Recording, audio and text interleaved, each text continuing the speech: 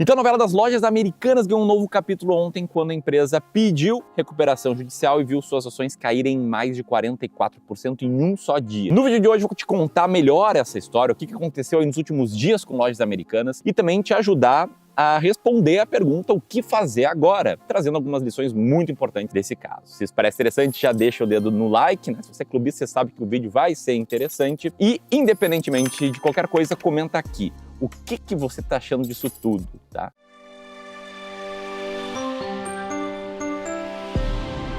Então vamos pegar a história desde o início, tá? Na semana passada, a Lojas Americanas surpreendeu o mercado com um fato relevante, informando em que a empresa tinha encontrado inconsistências contábeis no seu balanço na faixa dos 20 bilhões de reais.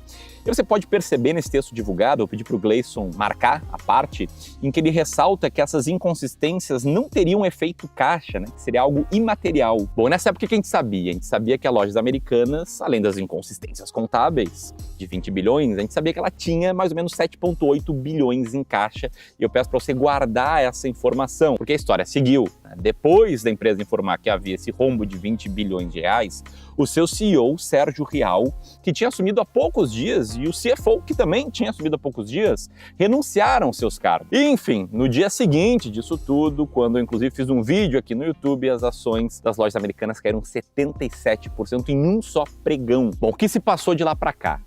Teve um dia mais ou menos calmo, que foi o dia 13 de janeiro, em que inclusive as ações subiram 15%, talvez motivado por alguns especuladores que viram na queda das lojas americanas uma chance de ganhar um dinheirinho rápido, mas a cada nova notícia que saía, a situação das americanas piorava. Primeiro, entenderam que o rombo era bem maior. Não era de 20 bilhões, era de 40 bilhões e começaram já a especular que a empresa poderia pedir recuperação judicial. Depois, lembra daquela informação que eu pedi para tu guardar, do caixa de 7,8 bilhões? Pois bem, ele caiu rapidamente, de forma muito brusca, para o patamar de 800 milhões de reais.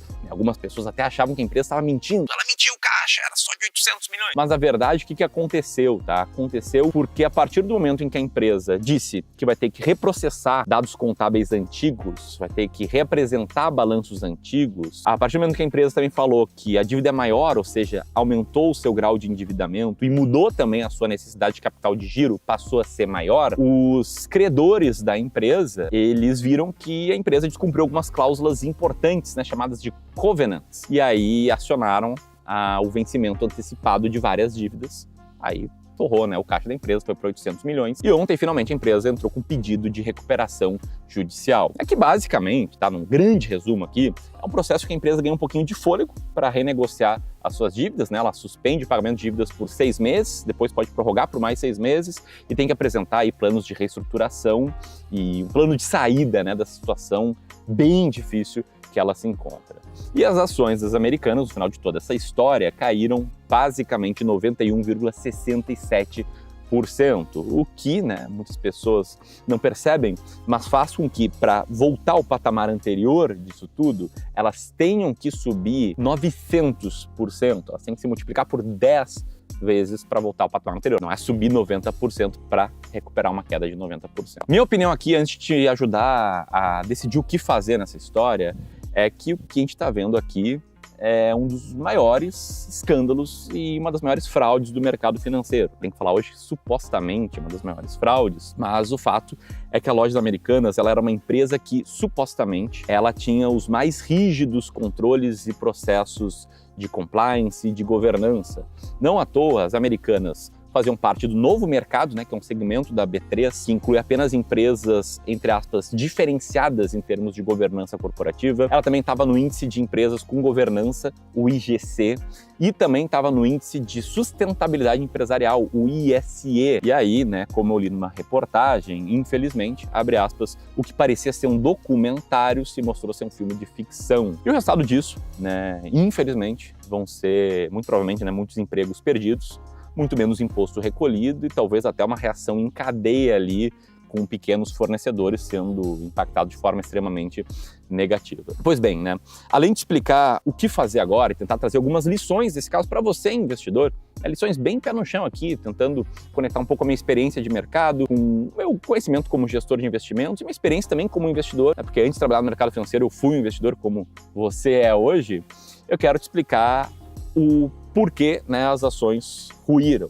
Né? Obviamente, além da questão de confiança, né, que o mercado perdeu total confiança em lojas americanas, o grande problema é que a empresa ela reportava, ó, você pode ver aí, tem um nível de endividamento bem tranquilo, uma alavancagem de 1,7 vezes, ou seja, o EBITDA dela, né, algo muito parecido com o resultado operacional de 3,1 bilhão de reais, ele era próximo à dívida líquida da empresa, reportada, né, que supostamente era de 5 bilhões de reais. Só que como eu estou contando aqui, essa dívida era muito maior, era uma dívida de 40 bilhões de reais. E o caixa da empresa, que ali estava marcado como 8,7 bilhões, é agora de 1 bilhão, perto de 1 bilhão.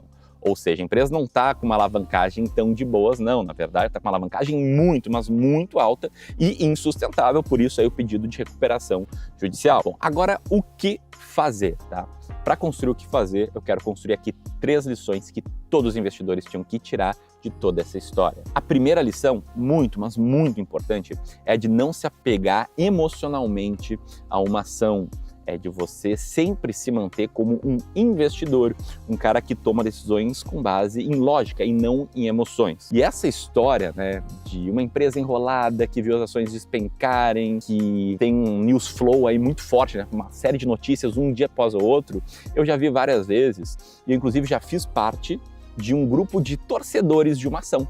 Né, lá atrás, lá no final do ano de 2009, eu comprei ações de código 1011, eram as ações da Parmalat, que eu vi que elas tinham despencado, elas tinham saído de R$8 ali na época, pré-crise de 2008, até mais ou menos R$1 e pouquinho, que foi quando eu comprei. E a partir do momento que eu comprei essas ações, eu ficava todos os dias em fóruns, no Orkut e no ADVFN, junto com outros investidores entre aspas, né? Todo mundo ali era especulador, torcendo pela empresa. E a cada notícia que saía, a gente vibrava, mandava foto de foguete, a empresa vai decolar, a gente vai ganhar muito dinheiro e tal. Enfim, o que era aquilo, né? Era um monte de gente agindo de forma absurdamente emocional.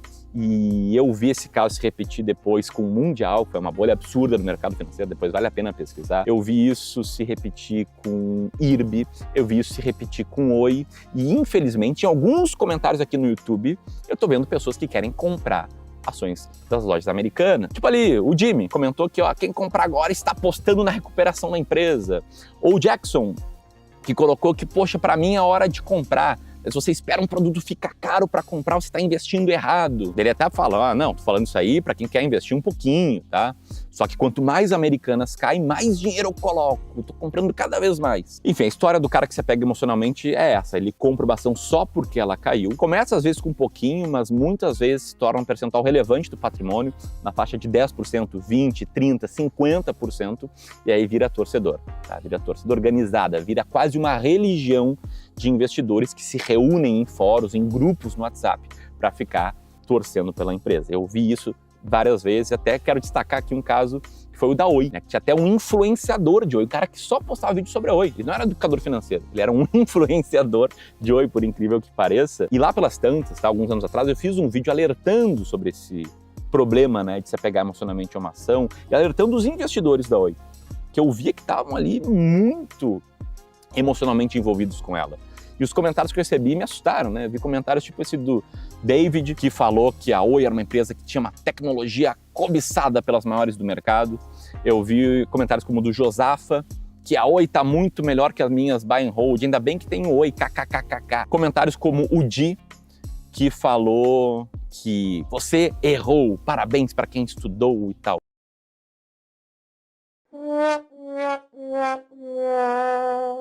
Enfim, comentários que me fazem crer que por trás disso tem um apego emocional muito grande. Eu sei entender, tá? Não dá para se pegar emocionalmente a uma ação. Segunda lição, tá? Regra dos 3%. Para te explicar o que é a regra dos 3%, eu preciso te explicar que muitas vezes a tua análise vai estar errada. Às vezes por conta de um erro de uma premissa, às vezes por conta de você contar com uma realidade que na verdade não existia, como o caso das Americanas, que não é culpa dos investidores, né? Eles foram lesados também. Eles também sofreram as consequências ali dessa ocultação desses bilhões e bilhões de dívidas, mas isso acontece no mercado, tá? A única certeza é que não existe certezas em renda variável.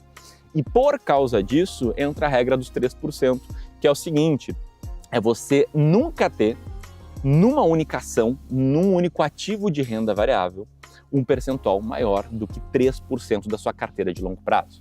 Então como é que a gente faz aqui no Clube do Valor, tá? Os nossos clientes de Wealth, eles possuem carteiras por longo prazo que tem dentro da carteira de ações 20 diferentes ações. Aí você deve pensar, poxa, Ramiro, mas tem 20 diferentes ações e se o peso for igual, você vai ter 5% de cada ação. Mas o ponto é, além de ter ações brasileiras, a gente sempre tem também ações norte-americanas, a gente sempre tem também fundos imobiliários. Para, assim, 90% dos nossos clientes, a gente tem também renda fixa, pós-fixada, pré-fixada, atrelada à inflação. E com isso, o peso de uma ação na carteira, ele raramente é acima de 1,5% da carteira como um todo. Aí a regra dos 3% diz que, independentemente de quanto você investe, você não tem que ter um peso maior do que 3% numa única ação. E isso me ajuda a responder a dúvida do Jadson, né? Que comentou recentemente, Ramiro, eu não tenho Americanas na carteira porque eu sigo a sua estratégia das 20 ações mais baratas da Bolsa. Mas vamos supor que as Americanas estivessem entre as 20 ações mais baratas da Bolsa, o que vocês fariam? Então, Jadson, o que a gente faria, né? No próximo rebalanceamento a gente venderia, com absoluta certeza, porque a empresa entrou em recuperação judicial e é um dos filtros, tá, que a gente usa para tirar empresas do ranking, da lista das mais baratas. Esse era um caso bem diferente, tá, porque a gente nunca investiu numa empresa que entrou em recuperação judicial, então provavelmente a gente iria fazer isso no próximo rebalanceamento, ou quem sabe imediatamente, mas o fato é, a gente não sofreria tanto, porque mesmo caindo 90%, essa única ação, para os nossos clientes de Wealth, ela representa, na maioria das vezes, algo entre 1 a 2% da carteira. Então, no pior dos cenários, a gente teria perdido ali 1,5% do patrimônio. Claro, ninguém gosta de perder, mas o patrimônio como um todo estaria protegido. Enfim, essas são as duas primeiras lições. E antes de ir para a terceira, eu queria te ajudar a responder a dúvida que é a seguinte. Lojas Americanas está barata? É hora de comprar? Para te responder isso, tem aqui a terceira lição, que é ter uma estratégia clara. Eu defendo muito que todo investidor tem que ter uma estratégia clara e que fique muito transparente aqui. Não precisa ser a minha, não quero soar aqui como o senhor da razão, como o cara que fala, siga a minha estratégia, eu não invisto. Não, eu quero que você tenha uma estratégia clara. Pode ser a do Luiz Barsi, que é uma estratégia muito boa. Pode ser a do Raul, investidor Sardia, que é um cara que eu conheço e admiro pra caramba. Pode ser a nossa também, mas você tem que ter uma estratégia, que é uma diretriz para você saber quais ações comprar, para saber quando comprar e quando vender uma ação, pensando em preservar o seu patrimônio antes de multiplicar. É que a multiplicação acaba sendo consequência para quem investe bem em ações e com pilares muito sólidos, né? Visão de longo prazo, boa diversificação, boa estratégia e aí por diante. E aí, para minha estratégia, vale a pena comprar Americanas agora? Bom, no próximo mês de fevereiro, a gente vai atualizar o ranking das ações mais baratas da Bolsa, que a gente atualiza a cada mês, e ela vai sair desse ranking porque ela entrou em recuperação judicial. Mas para te explicar se a gente teria Americanas agora em janeiro, eu preciso te explicar como é que a nossa estratégia funciona. A gente pega todas as ações listadas na bolsa, roda uma série de filtros e depois a gente compra aquelas que têm maior earning yield, que é o resultado operacional dividido pelo valor total que alguém tem que pagar para levar uma empresa, que é o valor de mercado mais a dívida líquida dela. Essa estratégia que a gente segue, né, para dar contexto, a gente testou e os resultados foram muito bons no passado. Tá? A carteira da estratégia teria subido muito mais do que o Bovespa. Aliás, a gente não apenas testou, como a gente é skin in the game. A gente coloca a pele em risco, a gente segue essa estratégia na prática e o resultado dela, na carteira do nosso cliente mais antigo, foi bastante superior ao resultado do Ibovespa nesse período de mais ou menos 6 anos e meio. Enfim, essa é a estratégia, mas o que eu mais gosto dela é a clareza que ela traz para o investidor. A clareza a ponto de você bater o olho num ranking como esse e ver quais ações estão baratas, quais não estão, quais é o momento de comprar, quais é o momento de manter, quais é o momento de vender. E aí, nesse ranking, no mês de janeiro, Lojas Americanas está lá embaixo, está na posição 139, ela já não estava barata para a gente, mesmo antes de se descobrir que ali os balanços eram fraudados. E mais, tá? Ela nunca teve, há mais ou menos um ano, eu fiz um vídeo falando sobre as 5 ações mais caras da Bolsa e olha só, lá estava Americanas como uma das 5 mais caras da Bolsa. Mas o ponto é então que pra gente não vale a pena, a gente não vai comprar. Por conta da primeira lição do apego emocional, eu não recomendaria que vocês entrassem nessa. Investir não é isso, não é apostar, investir é ter uma estratégia clara para guiar aí a sua tomada de decisões. E se você quiser aprender a investir com a nossa estratégia, aprender como chegar na lista das ações mais baratas da Bolsa por conta própria, nos dias 24 e 25 fazer um evento online gratuito chamado As Ações Mais Baratas da Bolsa em 2023.